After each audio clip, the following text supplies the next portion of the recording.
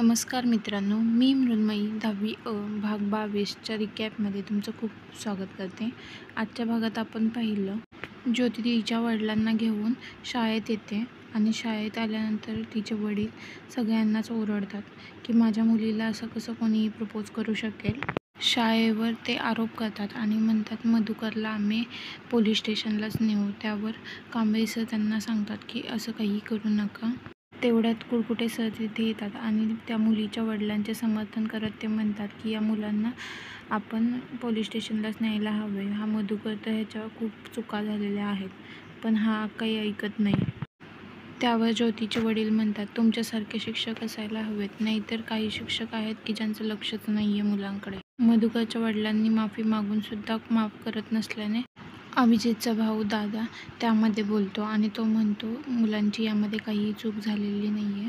उलट त्यांना एवढंच समजतं की ज्या मुलीवर आपण प्रेम करतो तिला डायरेक्ट लग्नासाठी विचारायचं, हे काही चूक नाही आहे. पण ज्योतीचे वडील त्याला म्हणतात असं कसं कोणीही माझ्या मुलीला प्रपोज करू शकतो. त्यावर मधुकरचे वडील सगळ्यांची माफी मागतात आणि पाया पडायला जातात. त्यावर मधुकरला न राहून मधुकर वडिलांचा हात पकडतो, पण वडील त्याला त्यातून ढकलून देतात. हे सगळे बघून ज्योतीचे मन गहिवरून येते आणि ती मधुकरने माफी मागितल्यानंतर लगेचच आपल्या वडिलांना मनवायला सुरुवात करते. ज्योतीचे वडील मधुकरला फायनल वॉर्निंग देऊन तिथून निघून जातात. ज्योतीचे वडील आणि ज्योती तिथून निघून गेल्यानंतर मधुकरचे वडील सगळ्यांना माफी मागतात आणि त्यांना सांगतात की माझ्या मुलाला शाळेतून काढू नका. त्यावर कांबळे सर बोलतात की आम्ही काही तुमच्या मुलांना शाळेतून काढणार नाही आहे. हे ऐकल्यानंतर मधुकर आणि अभिजित दोघेही वर्गात जायला निघतात.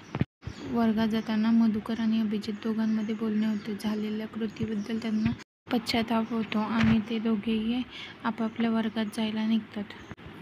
त्यानंतर मधुकरचे वडील, अभ्याचा भाऊ, प्रिन्सिपल आणि कांबळे सर चौघेही बसून बोलायला सुरुवात करतात. त्यावेळी कांबळे सर आणि प्रिन्सिपल हे दोघेही मधुकरच्या वडिलांना त्याला ओरडण्याबद्दल आणि मारण्याबद्दल ते कसे चुकले हे सांगतात आणि म्हणतात प्रिन्सिपल सर त्यांना सांगतात की तुम्ही कोणतेही टेन्शन घेऊ नका, आम्ही सर्व सांभाळून घेऊ. आता पाहूया पुढच्या भागात काय होतंय ते. तोपर्यंत मी मृण्मयी तुम्हा सर्वांचा निरोप घेते.